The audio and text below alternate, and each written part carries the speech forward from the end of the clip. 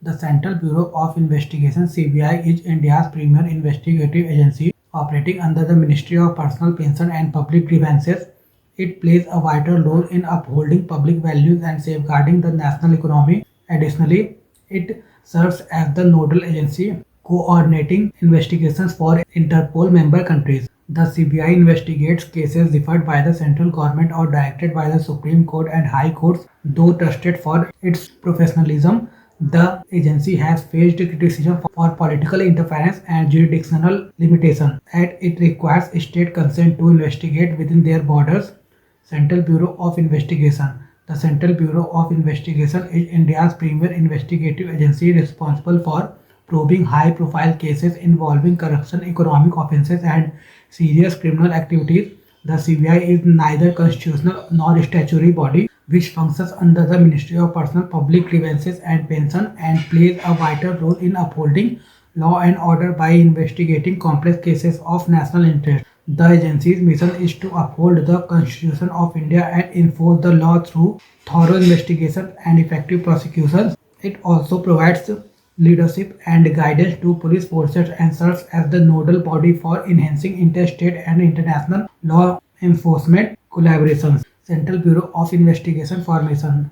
The CBI's origins date back to 1941 when the Government of India established the Special Police Establishment to investigate bribery and corruption within the War and Supply Department during World War II. After the war, the need for a dedicated agency to address corruption among central government employees led to the enactment of the Delhi Special Police Establishment Act in 1946. In 1963, the CBI was officially formed following a resolution from the Ministry of Home Affairs based on the recommendation of the Santhanam Committee on Prevention of Corruption. It was subsequently transferred to the Ministry of Personal Public Grievances and Pensions, enhancing its operational framework. Central Bureau of Investigation organizational structure. The CBI is led by a director, typically an Indian Police Service IPS officer of the rank of Director General of Police.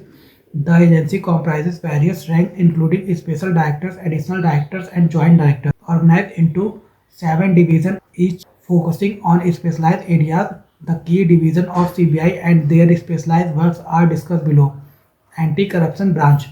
Investigate corruption-related offences involving public officials. Economic offences wing deals with financial crimes such as fraud and money laundering. Special Crimes Unit handles high-profile cases including terrorism and other serious offences. Central Bureau of Investigation appointments.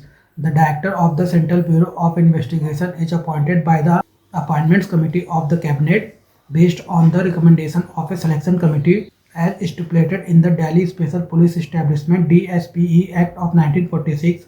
The Appointment Committee is composed of Prime Minister Chairperson, Leader of Opposition in Lok Sabha or the leader of the single largest opposition party in the Lok Sabha, member, Chief Justice of India or a Supreme Court judge recommended by the Chief Justice member. The Delhi Special Police Establishment Amendment Act 2021 allows for extending the director's tenure from 2 years to a maximum of 5 years.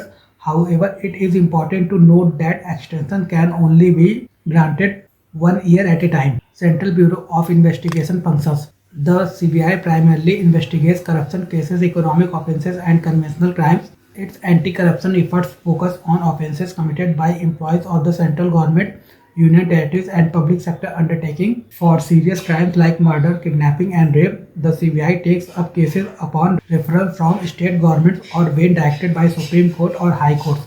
The main function of the CBI include investigating corruption, bribery, and misconduct involving central government employees, handling breaches of fiscal and economic laws such as those concerning export, custom, excise duty, income tax, and foreign exchange, often in coordination with the respective department. Probing serious crimes with national or international impact, often involving organized crime syndicates, coordinating efforts with the anti-corruption agencies and state police forces, investigating cases of public importance upon request from state governments, compiling and sharing crime statistics and criminal intelligence, landmark cases handled by CBI. Over the years, the Central Bureau of Investigation has been involved in investigating some of the most high-profile and complex cases in India.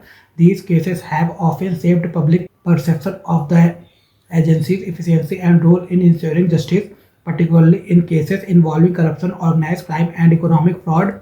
Some of the landmark cases are Bofor's scandal.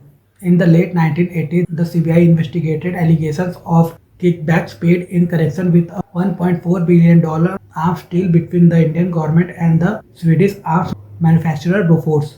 2G Spectrum scam. In 2008, the CBI began investigation allegations of corruption and misconduct in the allocation of 2G spectrum licenses by the Indian government. Satyam scam. In 2009, CBI began investigation a major fraud perpetrated by the founder of the Indian IT services company Satyam Computer Service. Central Bureau of Investigation versus State Police. The role of the Special Police Establishment (SPE), a division of the CBI, is to complement the work of state police forces.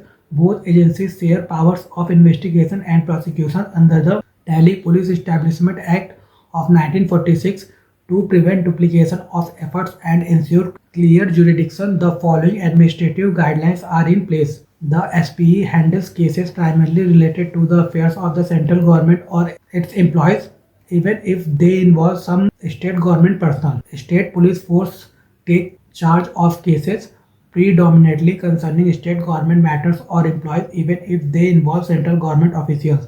The SPE also takes up cases involving employees of public sector undertakings or statutory bodies funded and controlled by the central government. Central Bureau of Investigation General Consent Principle. As per Section 6 of the DSPE Act, taking up investigation by CBI in the boundaries of a state requires prior consent of that state. The central government can authorize CBI to investigate such a crime in a state, but only with the consent of the concerned state government. However, the Supreme Court and High Court can order the CBI to investigate such a crime anywhere in the country without the consent of the state. General consent. When a state gives general consent to the CBI for probing a case, the agency is not required to seek fresh permission every time it enters that state in connection with the investigation. A general consent is given to facilitate the seamless investigation in a case of corruption or violence. Specific consent. When a general consent is withdrawn, the CBI needs to seek case-wise specific consent for investigation from the concerned state government. This hinders the seamless investigation by the CBI. Central Bureau of Investigation Supreme Court Judgment. The Supreme Court has played a crucial role in safeguarding the independence and professionalism of the CBI through various framework judgments by setting guidelines for the appointment process, fixed tenures, and limiting governmental control over investigation. The court has strengthened the agency's ability to function autonomously.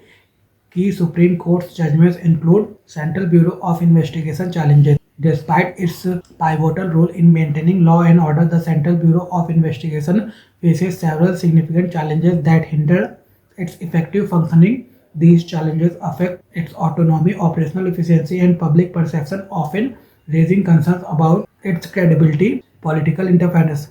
The CBI is often perceived as being influenced by political pressures, which can compromise its independence and objectivity in investigating sensitive cases. Post-retirement posting. CBI officers are not restricted from taking up employment after retirement, which may lead to concerns regarding potential biases on influence during their service. Shortage of manpower and resources. The agency suffers from a lack of adequate staff and financial resources, which affects its ability to handle the increasing volume of complex cases. Misuse by the central government. The CBI is sometimes accused of being used as a tool by the ruling party to target political opponents, undermining its impartiality. Outside the scope of the Right to Information (RTI), the CBI is exempt from the RTI Act, limiting transparency in its functioning and raising concerns about accountability to the public. Central Bureau of Investigation reforms and recent development. Over the years, several reforms have been introduced to enhance the autonomy and efficiency of the Central Bureau of Investigation. Notable among these reforms are the provisions aimed at securing the tenure of the director and ensuring transparency in appointments. Central Vigilance Commission (CVC) Act 2003. It guarantees a fixed 2-year tenure for the CBI director, ensuring stability and independence in the role. Lokpal and Lokayukt Act 2013. This act amended the Delhi Special Police Establishment Act 1946 and introduced a high-level committee for the appointment of the CBI director. The committee includes the Prime Minister, the leader of the opposition in the Lok Sabha, and the Chief Justice of India or a Supreme Court judge nominated by him, ensuring checks and balances in the appointment process. Delhi Special Police Establishment Amendment Act 2014. In cases where there is no leader of opposition in the Lok Sabha, the leader of the single largest opposition party serves as a member of the selection committee for appointing the CBI director. CBI way forward.